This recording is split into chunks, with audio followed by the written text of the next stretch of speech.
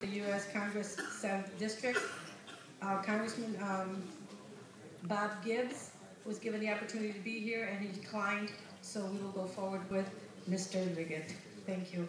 My name is Mary Santiago. I am tonight's moderator, and I will let my student introduce herself before we start the questioning. Hello, my name is Jessica Fitch. I am a senior at Lorain High School, and I'm also a member of our Lorain High School Mighty UN. So now we will go to the first question, and I will ask that first question. My question is, how has your faith shaped your political philosophy? Do you believe that it reflects the values of the constituents in your district? Yes, just to begin, my name is Hombre Liggett, and I'm running for... Do you want me to take the 2 minutes first? Yes, or? please do. Okay. Is it okay if I stand? Is that all right? My name is Hombre Liggett, and I'm running for the United States Congress in the 7th Congressional District here in Ohio. I am a principled constitutional conservative, first and foremost. I'm not a career politician. I've actually been in Christian ministry for the last 20 years of my life. I've pastored for the past 19 the church that my wife and I started just over 19 years ago in Dover in Tuscarawas County, which is in the 7th Congressional District. That being said, I believe that it is vital that we first and foremost take a hard look at where we are as a nation and where it is that we are headed. Thomas Jefferson said that in question of power, let no more be heard in the confidence of man, because man has really messed us up. But bind him down from mischief with the chains of the Constitution. See, the Constitution was meant to be a binding force to restrain our federal government. It's law and the foundation of who our government is and how our government is supposed to operate.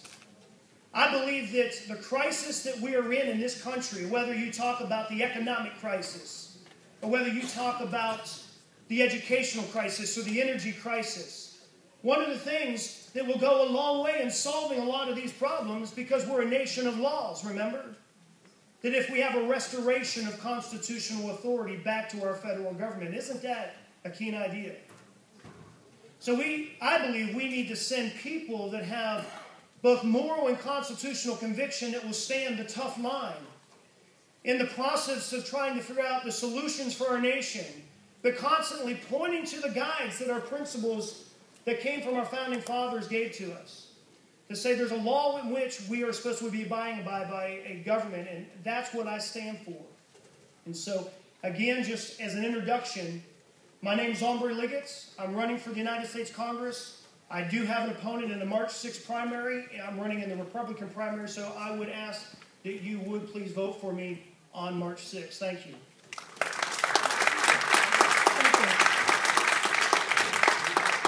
Now I will go to my question.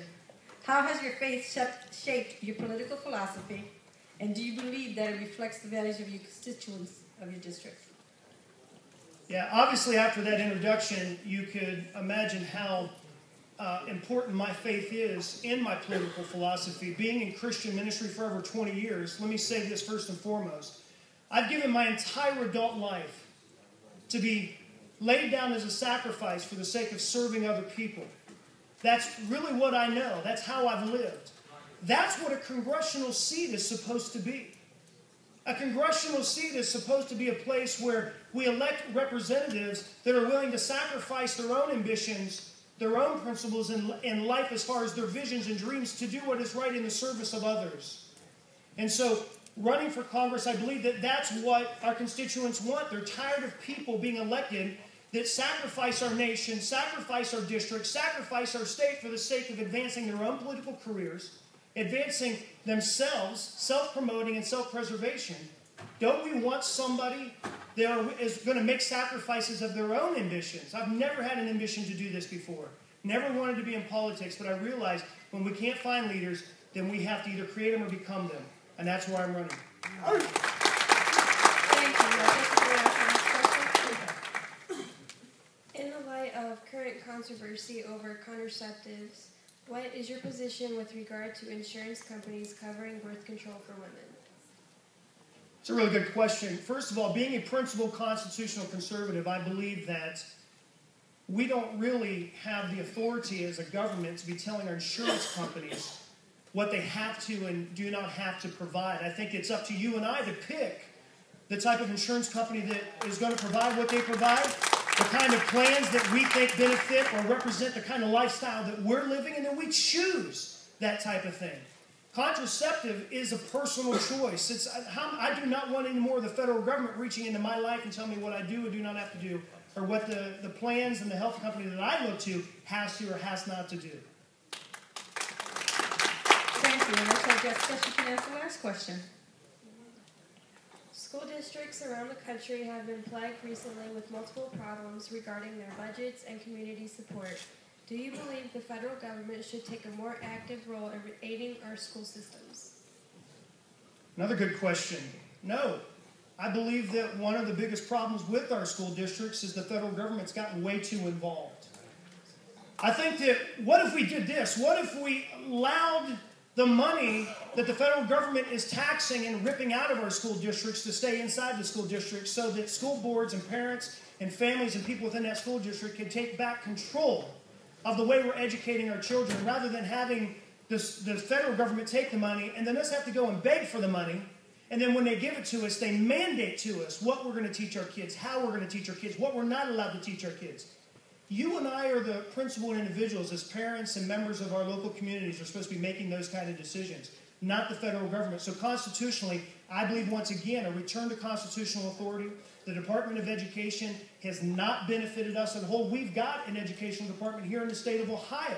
What if we let more money right here in our state, in our district, in our school districts, so that we can get done with our kids what needs to be done? Thank you, Mr. Liggett. And that will conclude Congress and District. Thank you very much.